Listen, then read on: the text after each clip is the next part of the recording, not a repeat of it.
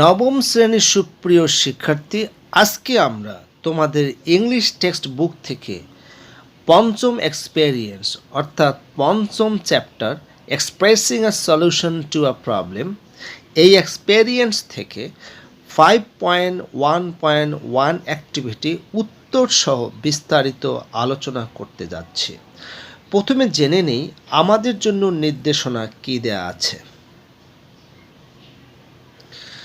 Look at the illustration below and discuss in pairs what it appears to you. Then share your thoughts with the class. নিচের ছবিটি দেখো এবং ছবিটি দেখে তোমার কি মনে হয় তা জোড়ায় আলোচনা করো। তারপর তোমার ভাবনাগুলো শ্রেণীতে শেয়ার করো। এখানে ছবিটা খুব ভালো করে খেয়াল করো এবং ছবিটা দেখে মনে হচ্ছে এই ছেলেটি বা এই লোকটি এক প্রান্ত থেকে আরেক প্রান্তে লাফিয়ে পার হওয়ার চেষ্টা করছে, অর্থাৎ তার গন্তব্যে পৌঁছানোর জন্য চেষ্টা করছে। আমরা ছবিতে এটাই দেখতে পাচ্ছি, কিন্তু এটা হচ্ছে ভেরি রিস্কি। কিন্তু যদি সে রিস্ক না নেয় তাহলে সে এই প্রান্ত থেকে এই প্রান্তে অর্থাৎ এই প্রান্ত থেকে এই প্রান্তে সে কিন্তু পৌঁছতে পারবে না। সেজন্য তাকে রিস্ক নিতে হবে, তাকে একটা লাফ দিতে হবে। যদি লাফ দিতে গিয়ে তার টার্গেটটা মিস হয়ে যায় তাহলে তার জীবনহানি ঘটবে। তো এই বিষয়টি নিয়ে এই ছবিটি নিয়ে কী রকম ডিসকাশন হতে পারে আমি আমার মতো করে আলোচনাটি উপস্থাপন করছি। যেমন এখানে আমি যেভাবে উপস্থাপন করেছি আমার মতো করে সেটা আমি এখন তোমাদের শোনাচ্ছি। এখানে মাই থটস অন দ্য পিকচার অর্থাৎ ছবি বিষয়ে আমার চিন্তা ভাবনা। Through this picture, it has become clear that life is not a bed of roses. এই ছবির মাধ্যমে আসলে এটি পরিষ্কার হয়েছে যে এখানে বিকাম বানানটা ভুল আছে, তোমরা একটু সঠিক করে নিবে। এখানে BEC এসের জায়গায় সি হবে। এই ছবির মাধ্যমে এটা পরিষ্কার হয়েছে যে জীবন পুষ্পসজ্জা নয়। We should not think that life is always easy.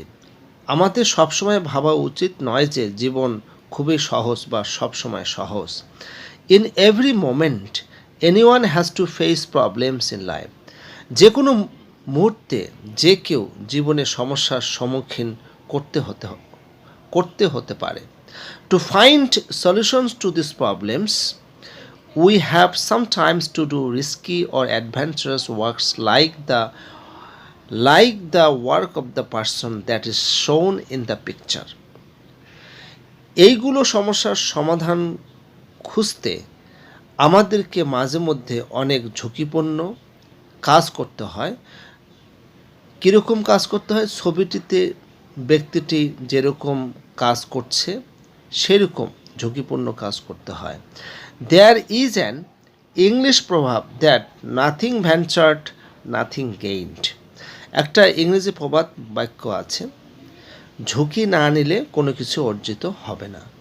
It means you can't expect to achieve anything if you never take any risks. এটা বোঝায় যে তুমি কোনো কিছু পাওয়ার আশা করতে পারো না যদি তুমি কখনো কোনো ঝুঁকি গ্রহণ না করো।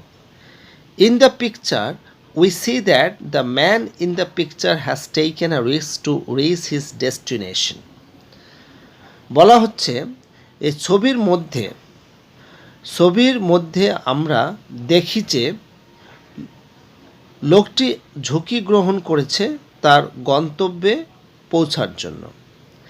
If there happens a little problem, the man in the picture may lose his valuable life. যদি সামান্যতম সমস্যা হয়ে যায় তাহলে ছবির মধ্যে যে লোকটি রয়েছে তার মূল্যবান জীবন হারাতে পারে। In the same way if you want to reach your destination or make your dream true, of course you have to take risk. একইভাবে তুমি যদি তোমার গন্তব্যে পৌঁছতে চাও অথবা তোমার স্বপ্নকে সত্যে রূপান্তর করতে চাও অবশ্যই তোমাকে ঝুঁকি গ্রহণ করতে হবে। Because nothing is gained in the world automatically, কারণ এই পৃথিবীতে কোনো কিছুই এমনি অর্জিত হয় না। এটি হচ্ছে ছবিটির সম্পর্কে আমার চিন্তা ভাবনা, এই যে মাই থটস। তোমরা তোমাদের মতো করে চিন্তা ভাবনা করে ইংরেজিতে ব্যক্ত করবে। এখন আমরা শুরু করতে যাচ্ছি 5.1.2 অ্যাক্টিভিটি। আমি 5.1.1 অ্যাক্টিভিটি আলোচনা শেষ করলাম। প্রথমে জেনে নিচ্ছি আমাদের জন্য নির্দেশনাটা কি দেওয়া আছে। এই যে নির্দেশনা, ওকে। নাও read Rifa's thoughts on a dream of challenges and discuss the following questions in pairs or groups. Later, share your responses with the class. A day of challenges বিষয়ে রিফার ভাবনাগুলো পড়ো এবং জোড়ায় বা দলে নিচের প্রশ্নগুলো আলোচনা করো, পরে তোমার উত্তরগুলো শ্রেণীতে শেয়ার করো। তো রিফার ভাবনাগুলো আমরা আগে পড়ব, তারপরে তোমরা জোড়ায় বা দলে যেভাবে বসে থাকবে শ্রেণীকক্ষে নিজেরা তোমরা আলোচনা করবে। তারপরে এখানে কিছু প্রশ্ন আছে, এই প্রশ্নের উত্তরগুলো তোমাদের লিখতে হবে, তারপর এটা শেয়ার করতে হবে। এখন আমি তোমাদের বোঝানোর সুবিধার্থে প্রত্যেকটি সেন্টেন্সে বাংলা মিনিং করে দিয়েছি এবং এখানে যে লাল কালি দ্বারা বাংলা অর্থগুলো করা হয়েছে, দেখানো হয়েছে। তোমরা অবশ্যই ডেসক্রিপশন বক্স থেকে এর পিডিএফ ফাইলটা ডাউনলোড করে নেবে আরও সুন্দর করে বোঝার জন্য। আমি এখন বুঝিয়ে দিচ্ছি। Today is my exam day and it feels like one of the toughest days of my life. আজকে আমার পরীক্ষার দিন এবং এটাকে আমার জীবনের কঠিনতম দিন বলে মনে হয়। I had high hopes for this exam, but unfortunately, I could not finish the entire syllabus due to my health problems.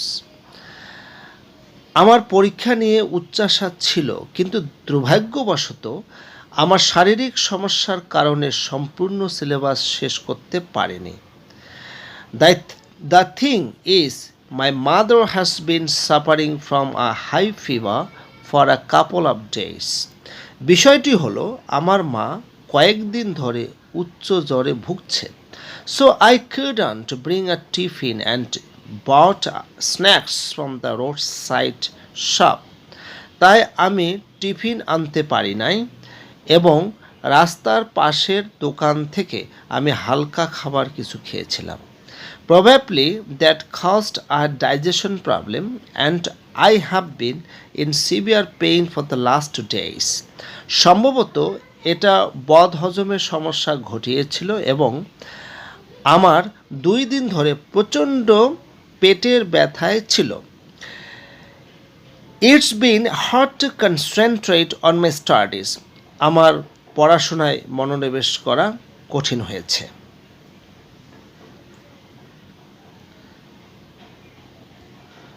On the exam day, I started to go to school in a scorching heat wave. প্রচণ্ড তাপদহে আমি স্কুলে যাওয়া শুরু করেছিলাম। It was burning outside and I was desperately looking for a rickshaw. বাইরে প্রচণ্ড গরম ছিল এবং আমি উদ্ভ্রান্তের মতো একটি রিক্সা খুঁজছিলাম। Unfortunately, none were in sight.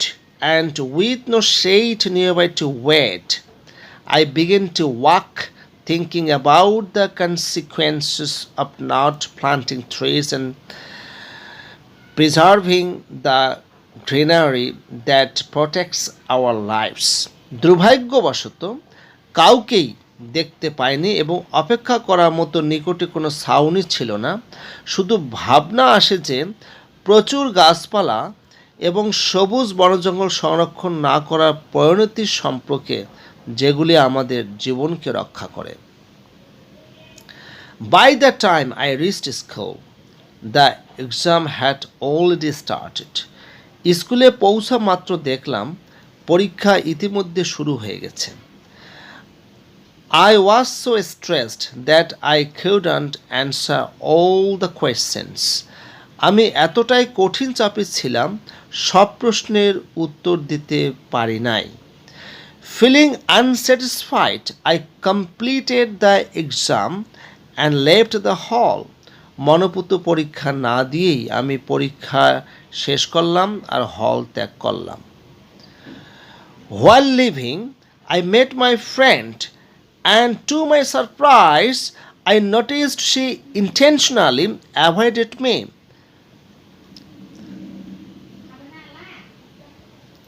চলে যাবার সময় আমার বন্ধুর সাথে দেখা হলো এবং তাজ্জব ব্যাপার, আমি দেখলাম যে সে আমাকে ইচ্ছে করেই এড়িয়ে চলছিল।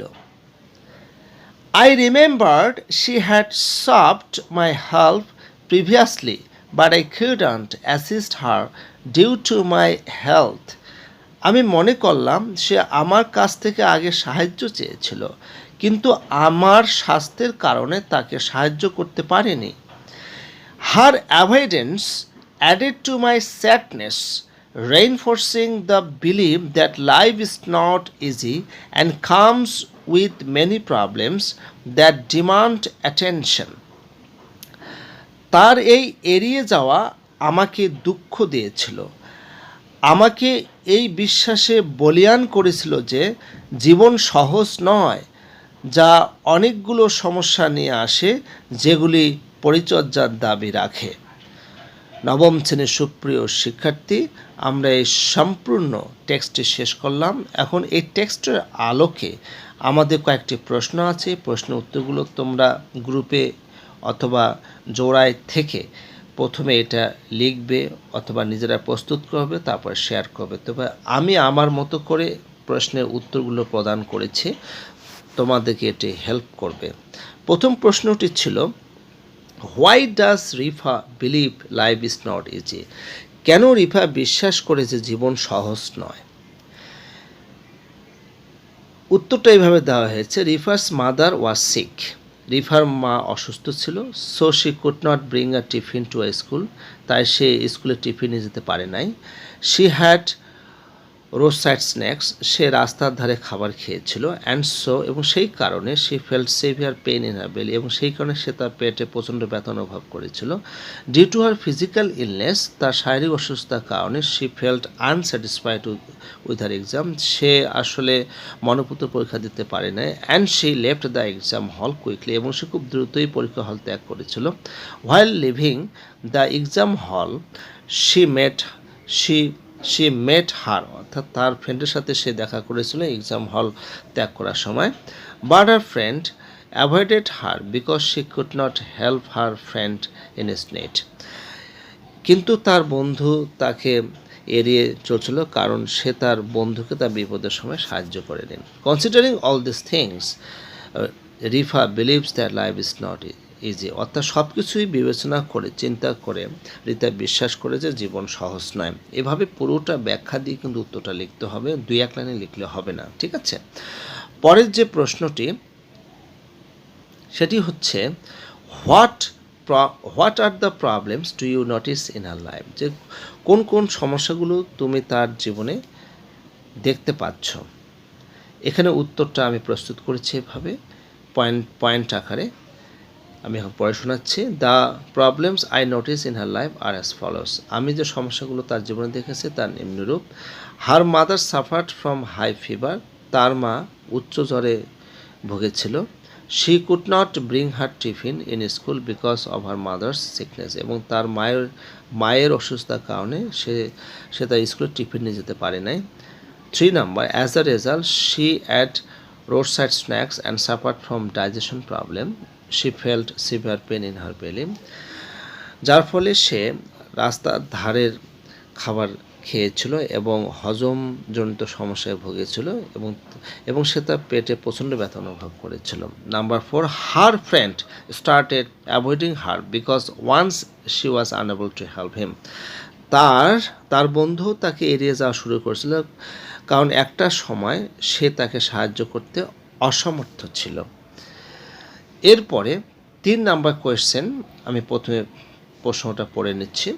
Do you face problems like Rifa? If so what are them? তুমি কি রিফার মতো কোনো সমস্যার সম্মুখীন হয়েছো? যদি হয়ে থাকো তাহলে সেগুলো কি ছিল? Okay, yes I also face problems like Rifa. হ্যাঁ, আমি আসলে রিফার মতো সমস্যা মুখোমুখি হয়েছি বা সমস্যায় পড়েছিলাম। One day my mother fall sick, হঠাৎ করে, অর্থাৎ এখানে ওয়ান ডের জায়গায় হবে সাডেনলি, এই জায়গায় হবে সাডেনলি, ঠিক আছে, যে একদিন আমার মা হঠাৎ করে অসুস্থ হয়ে যায়। As a result I also can not bring tiffin in my school. ফলে আমি স্কুলে টিফিন নিয়ে যেতে পারি নাই, আমিও নিয়ে যেতে পারি নাই। I also have road side food, এবং আমিও আসলে রাস্তার ধারে খাবার খেয়েছিলাম। And I am attacked with diarrhoea, এবং আমি কিন্তু ডায়রিয়া আক্রান্ত হই। I was hospitalised for 6 days, আমি 6 দিন ধরে হাসপাতালে ছিলাম। Then I get recovered from diarrhoea, তারপরে আমি এই ডায়রিয়া থেকে মুক্ত হই। এরপরে 4 number question, how do this problems affect you, your family and your friends? এই যে সমস্যাগুলো কিভাবে তোমাকে, তোমার পরিবারকে এবং তোমার বন্ধু বান্ধবদেরকে আক্রান্ত করে। This problems affect us, our family and our friends, no doubt about it. এই যে সমস্যাগুলো আমাদেরকে, আমাদের পরিবারকে এবং আমাদের বন্ধু বান্ধবদের অ্যাফেক্ট করে, এ বিষয়ে কোনো সন্দেহ নেই।